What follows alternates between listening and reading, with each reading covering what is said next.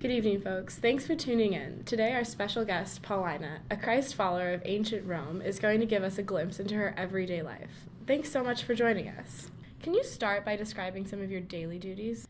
The duties of my job are actually quite extensive. I oversee the production of food and clothing and the storage and distribution of equipment and supplies. I must maintain a great deal of memory, attention, and self-control. I'm in control of food management once the crop has been produced under my husband's watch. I also assist my husband in supervising our slaves. That must keep you very busy. What do you do when you're not managing your household?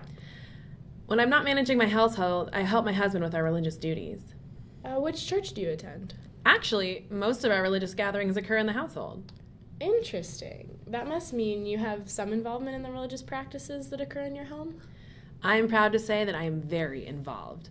My house is large enough for communal gatherings, so we often host events where other Christians are welcome to attend. Our prayers, preaching, and exhortations are carried out in the context of a communal meal, and I provide this meal. And are you allowed to speak at these events? Yes. Seeing as these events take place when it's in the private setting of my personal home, I'm allowed to sit on religious meetings, and I'm allowed to speak when it is appropriate. My involvement in the church is one of the primary ways in which I'm able to persuade and win respect through my presence and involvement within the community. It also provides the invaluable opportunity to learn more about what is occurring in the political and social realm of our church. Do you believe that one day women will become valued members in the religious community? Definitely. The skills I have acquired through household management will undoubtedly prepare me to manage a church and cultivate the spiritual growth of my fellow Christians.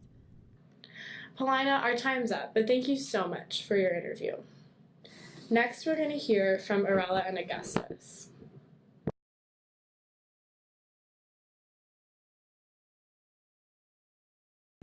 Hello, my name is Arella, and this is my husband. Augustus, my name is Augustus. Hi, good evening, and thank you for joining us. Weekly, we host some people here at the house to lead religious prayer. Augustus is part of a group of local men who discuss various religious issues in our area. What do you discuss in your meetings? We discuss how we see religious practice and should move forward. We have noticed an interest in bringing religious practice to the public. In the past, we've held our religious prayer here in the house. As a family, we sit together and read stories from the Torah and pray. I usually prepare something for all of us to do. Aurella, would you consider yourself the leader of organizing what your family does for prayer? Yeah, I guess you could say that for me. We're currently trying to run a more public, more structured way of prayer. We want to build structures for our community to come together and gather in honor of our religion. Currently, we have a group of men working towards that goal. We think it wise to bring the community together in the name of the Lord rather than the isolating way of keeping religion in the household that we currently practice. Well, you certainly know which direction your religious practices are headed.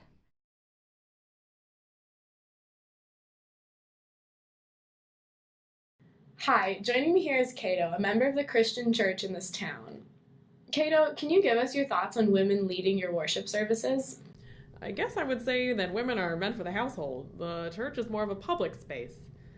Women are caring. Their nurturing attitude is so important for raising healthy children. My wife is lovely. She keeps the house clean. She maintains order over our children and our slaves. She is a good wife, and I trust her so much. But she just doesn't belong in any position within the church leadership. And what about for other women? Could you see any women you know as a good priest or religious leader? As I said, women are best in the household. Women need to practice maintaining honor and morality in their household. They need to be gentle and kind and loving. That is their duty. Leadership is not. Well, Cato, thanks for sharing your input. Women in current religious traditions often have limited leadership roles compared to their male counterparts. As Christianity shifted to a more public region, women were pushed out of the leading roles they may have held. The public sphere was a man's domain, and it was improper for women to participate in it. As time went on, it became expected that women would not hold leadership roles in their religions. There's definitely been a progressive aspect to it, I guess. When I was younger, there weren't as many leadership opportunities. I am in a Smiley Muslim, which is definitely, I would consider, a more liberal part of Islam. We have an imam, but he's always a male because it's always the son that goes down, that gets past the authority to be the interpreter of the Quran. But within our Jamaat khanas, we have Muki Sahibs, We have volunteers that are now both males and females, and they help set up Jamaat Khana. They help organize the day. Anybody can say the prayer, male, female. So I think it's definitely moving forward. I mean, equality is equality. Guys and girls should be able to do the same thing.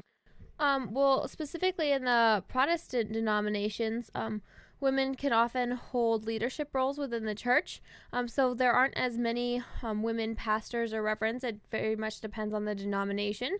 But just the fact that it isn't a common thing for women to take leadership roles, so even though that they have the ability to and technically the authority to, it's just not so much of a common thing.